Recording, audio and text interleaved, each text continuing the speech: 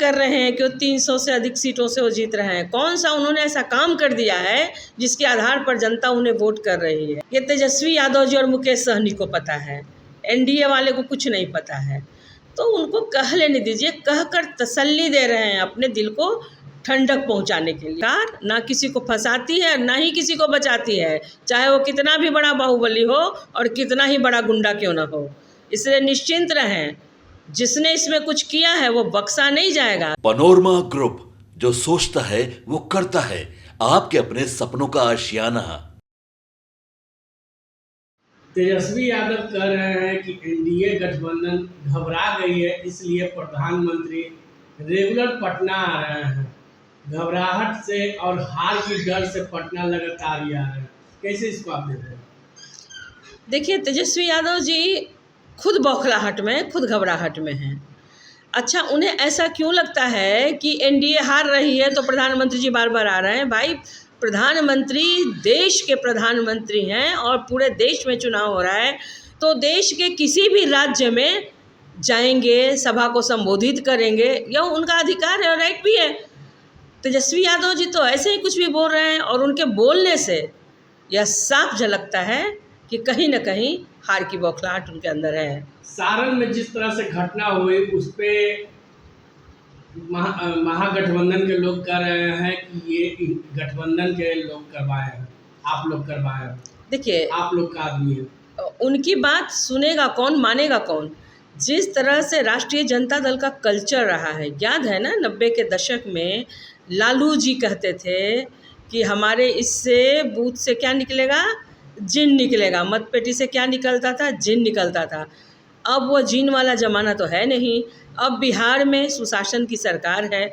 आदरणीय नेता श्री नीतीश कुमार जी ने व्यवस्था को इस तरह से टाइट और संतुलित करके रखा है ना कि अब जिन और भूत लालू जी का नहीं निकल रहा है। तो क्या करेंगे? दंगा फसाद करेंगे, करवाएंगे। तो ये तो उनका कल्चर रहा है और उन्होंने इसी बौखलाहट में इस तरह के काम को अंजाम दिया है या दिलवाया है। काराकाट से पवन सिंह के ऊपर बड़ा एक्शन लिया गया, क्योंकि जिस तरह से देखा जाए तो मुकेश सहनी भी कह रहे हैं कि उपेंद्र कुशवाहा को हराकर पवन सिंह को अपने साथ रखना चाहते हैं। नहीं तो मुकेश सहनी जी किसको साथ रखेंगे, किसका साथ छोड़ेंगे, यह तो उनका अपना है कि भाई वो क्या करेंगे नहीं करेंगे। लेकिन जिस तरह से पवन सिंह जी या कोई भी अपने दल में रह करके दल के खिलाफ जा कर के चुनाव लड़ेगा तो निश्चित रूप से उस पर कार्रवाई तो होगी, दल से तो निकाला जाएगा। तो यह कोई नया काम नहीं, बल्कि तो और पहले हो जाना चाहिए था। तेजस्वी यादव कह रहे हैं 300 सीट से हम जीत रहे हैं। कहाँ से, कैसे दावे कर रहे हैं कि वो 300 से अधिक सीटों से वो जीत रहे हैं? कौन सा उन्होंने ऐसा काम कर दिया है जिसके आधार पर जनता उन्हें वोट कर रही है? बस अपना मन को बहलाने के लिए कुछ भी बोल रहे हैं, उनको बोलने दीजिए। 4 जून में कितना दिन बचा है? 4 जून तक कुछ भी बोलते हैं, बोलते रहने दीजिए। लेकिन यहाँ देखा जाए तो तेजस्वी यादव लगातार दावा कर रहे हैं कि चुनावी यात्रा में खुद निकले हुए हैं। उन्होंने ये भी कहा कि हम जहाँ जा रहे हैं हमारे प्रति वोट गिर रहा, ना तो बीजेपी को एक भी वोट चुनाव जीतेगी और ना जदयू जीतेगी, एक भी वोट नहीं आएगी और एक भी सीट नहीं आएगी। ये तो उनका बड़बोलापन है ना। अब आप बताइए, हम कहीं जा रहे हैं और देख कर के कह दें, दावा कर दें कि फलाने को एक भी वोट नहीं मिल रहा, हमें बहुत वोट मिल रहा है। तो 4 जून तक, मैं तो बार बार कह रही हूँ कि आप इंतज़ार कर लीजिए, 4 जून को स्पष्ट हो जाएगा। अरे भाई, आप कौन सा ऐसा काम, अब 4 काम भी गिना दीजिए जिसके बल पे आप कह सकते हैं कि भाई जनता आपको वोट कर रही है। जनता, खास करके बिहार की जनता, वो जंगल राज में वापस नहीं जाना चाहती है। इसलिए तेजस्वी यादव जी दिल थाम करके बैठिए और 4 का इंतजार कीजिए। मुकेश सहनी तेजस्वी यादव को आज धन्यवाद दिए हैं कि हाजीपुर से चुनाव चिराग पासवान हार रहे हैं। अब ये तो उनके दिमाग की बात है ना। अभी इलेक्शन ख़त्म हुआ और हार और जीत की बात कर रहे हैं। कहाँ से कौन हार रहा है, कौन जीत रहा है, ये तेजस्वी यादव जी और मुकेश सहनी को पता है। एनडीए वाले को कुछ नहीं पता है। तो उनको कह लेने दीजिए, कहकर तसल्ली दे रहे हैं, अपने दिल को ठंडक पहुंचाने के लिए। क्या लग रहा है आपको कि आप बिहार की सीट से कितना सीटों से आप? अरे बिहार में 40 के 40 सीट हम जीत रहे हैं, और हम ऐसे ही दावा नहीं कर रहे हैं, क्योंकि सरकार ने जितना काम किया है बिहार के लिए, बिहार की जनता के लिए, उसी आधार पर हम दावा कर रहे हैं कि बिहार की जनता का अपार समर्थन और उनका बहुमूल्य वोट हमें मिल रहा है। जिस तरह से सारण में हुए बूथ पर कांड को लेकर आरजेडी कह रही है कि आप लोग करवाए हैं, गुंडागर्दी करवाए, कैसे इसको आप लोग देख रहे हैं?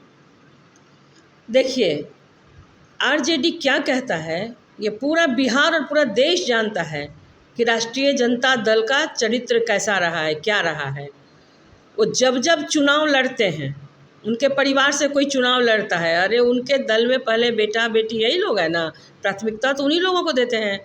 जब जब इन लोगों का चुनाव होता है और जब सीट इन्हें लूज़ करता हुआ दिखता है, तब इस तरह का काम करवाते हैं। गुंडागर्दी और गुंडे इनके रग रग में बसे हुए हैं। यूँ कहूँ कि राजद का कल्चर ही है गुंडागर्दी करना और लोगों में मतभेद पैदा करना। तो लाठी चलवाना, बंदूक चलवाना, कट्टे लेकर चलना, ये तो उनका काम है।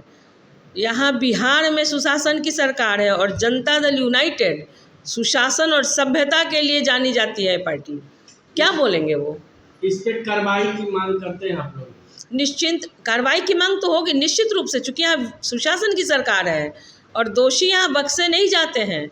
हमारी सरकार ना किसी को फंसाती है ना ही किसी को बचाती है, चाहे वो कितना भी बड़ा बाहुबली हो और कितना ही बड़ा गुंडा क्यों ना हो।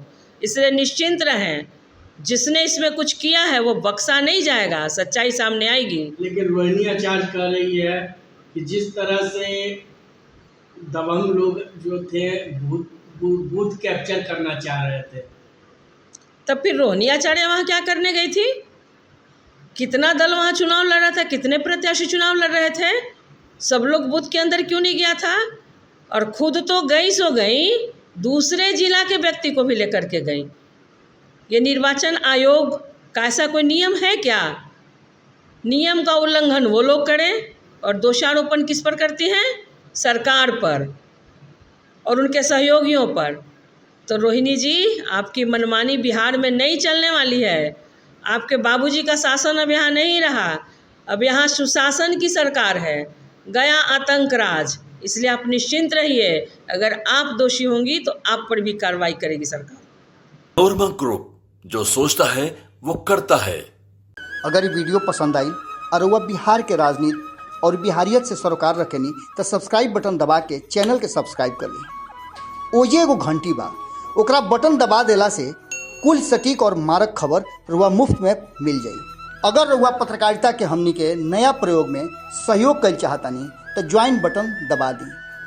पेटीएम नंबर नोट कर ली 9386816700। धन्यवाद।